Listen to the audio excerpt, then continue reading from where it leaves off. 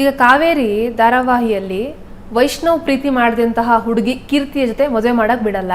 ಆಮೇಲೆ ಲಕ್ಷ್ಮಿ ಜೊತೆ ಮದುವೆ ಮಾಡ್ತಾಳೆ. ಲಕ್ಷ್ಮಿ ಯಾವಾಗ ತನ್ನ ವಿರುದ್ಧ ನಿಲ್ತಾಳೋ ಅವಾಗ ಇನ್ನೊಂದು ಮದುವೆ ಮಾಡಕ್ಕೆ ರೆಡಿ ಆಗ್ತಾಳೆ.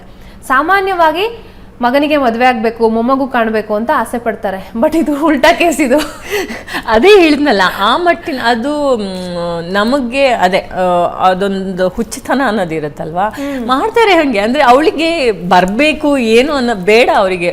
ಲಕ್ಷ್ಮಿ ವಿರುದ್ಧ ಮಾಡಿದ್ಲು ಅನ್ನೋದಲ್ಲ ಅವರಿಗೆ ಪ್ರಶ್ನೆ. ಅವರಿಗೆ ಮಗನಿಗೆ ನನ್ನ ಒಂದು ಇದಾಗಿ ಇಂಪಾರ್ಟೆಂಟ್ ಆಗಿ ಇನ್ನೊಬ್ರು ಇರಬಾರ್ದು ಅನ್ನೋದು ತಾಯಿಗಿರುತ್ತೆ ಅಷ್ಟೆ. ಆ ಥಾಟ್, ಆ ಮೆಂಟಾಲಿಟಿಲಿ ಇದ್ರು ಅವರು ಅಂತ ನನಗನ್ಸಿತ್ತು. ಮಗನ ಮೇಲಿನ ಮೋಹಕ್ಕೆ ಕಾವೇರಿ ಯಾವ ಮಟ್ಟಕ್ಕೆ ಬೇಕಾದ್ರೂ ಹೋಗ್ತಾಳೆ. ಈಗ ಕೀರ್ತಿಯನ್ನ ಸಾಯಿಸೋಕ್ ನೋಡಿದ್ಲು, ಲಕ್ಷ್ಮಿಯನ್ನು ಸಾಯಿಸಕ್ ನೋಡಿದ್ಲು. ಇದಕ್ ಮಿತಿನೇ ಇಲ್ಲ. ನಾವು ಸೀರಿಯಲ್ ಅಲ್ಲಿ ಏನಪ್ಪ ಈ ರೀತಿ ಅಂದ್ರೆ ಅತಿಯಾಗಿ ಮಾಡ್ತಾರೆ ಅಂತ ಅನ್ಸೋದುಂಟು. ಬಟ್ ರಿಯಲ್ ಲೈಫಲ್ಲೂ ಕೂಡ ಈ ತರದ ಇನ್ಸಿಡೆಂಟ್ಗಳಾಗತ್ತೆ. ನಾನು ಅದೇ ಹೇಳ್ದು, ಎಷ್ಟು ಸತಿ ಕಂಪ್ಲೇಂಟು. ಈಗ ಸೂಸೈಡ್, ಎಷ್ಟೋ ಹೆಣ್ಮಕ್ಳು ಸೂಸೈಡ್ ಮಾಡ್ಕೊತಾರೆ. ಅದು ಅವರು ಈಗ ಅದೇನು ಅನಿಸುತ್ತೆ ಅಂದರೆ, ಅವ್ರು ಹೇಳೋ ವಿಚಾರಗಳು ಅದು ತುಂಬ ನಾರ್ಮಲ್. ಹೊಂದ್ಕೊಂಡು ಹೋಗಮ್ಮ, ಅದೇನು ದೊಡ್ಡ ವಿಷಯನ ಅನ್ನೋ ಥರ. ಬಟ್ ಅಲ್ಲಿ ಅನುಭವಿಸೋಳಿದೆ ಒಂದು ಹೆಣ್ಣಿಗೆ, ಅದು ತುಂಬ ದೊಡ್ಡ ನೋವು ಅನ್ನಿಸ್ತಾ ಇರುತ್ತೆ. ಯಾಕೆಂದರೆ ಗಂಡ ಸಪೋರ್ಟ್ ಮಾಡ್ತಿರಲ್ಲ, ಗಂಡನಿಗೆ ಅರ್ಥ ಆಗ್ತಿರಲ್ಲ ಆ ವಿಷಯಗಳು.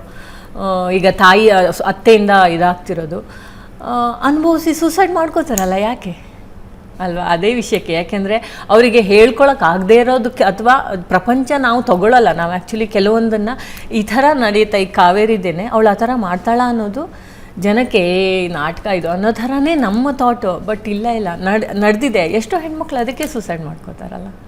ಏಕೆಂದರೆ ಅತ್ತೆ ಹಿಂಗೆ ನಡೆಸ್ಕೋತಾರೆ, ಹಾಗೆ ನಡೆಸ್ಕೋತಾರೆ, ಅದು ನನ್ನ ಗಂಡನಿಗೆ ಅರ್ಥ ಆಗ್ತಿಲ್ಲ ಅನ್ನೋ ವಿಚಾರದಲ್ಲೇ ಎಷ್ಟೋ ನೋವು ತಿಂದು ಹೆಣ್ಮಕ್ಳು ಇದ್ದಾರೆ.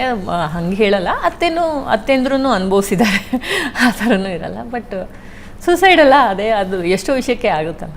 ಇತ್ತೀಚಿನ ಹೆಣ್ಮಕ್ಳದ್ದು ಮದುವೆ ವಿಚಾರದಲ್ಲಿ ತುಂಬ ಕ್ರೇಜಿ ಡಿಮ್ಯಾಂಡ್ಗಳಿರುತ್ತೆ ಅಂತ ಕೇಳಿದ್ದೀನಿ ನಾನು. ಯಾವ ಥರ ಮದುವೆ ವಿಚಾರದಲ್ಲಿ?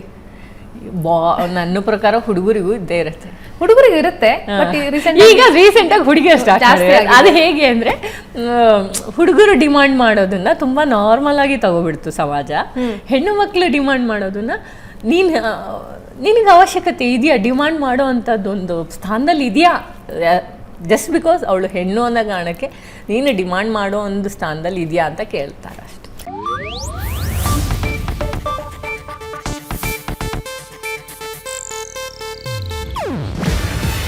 ಇದು ಏಷ್ಯಾನೆಟ್ ನ್ಯೂಸ್ ನೆಟ್ವರ್ಕ್ ಪ್ರಸ್ತುತಿ. ನೀವು ನೋಡ್ತಿದ್ದೀರಾ ಏಷ್ಯಾನೆಟ್ ಸುವರ್ಣ ನ್ಯೂಸ್.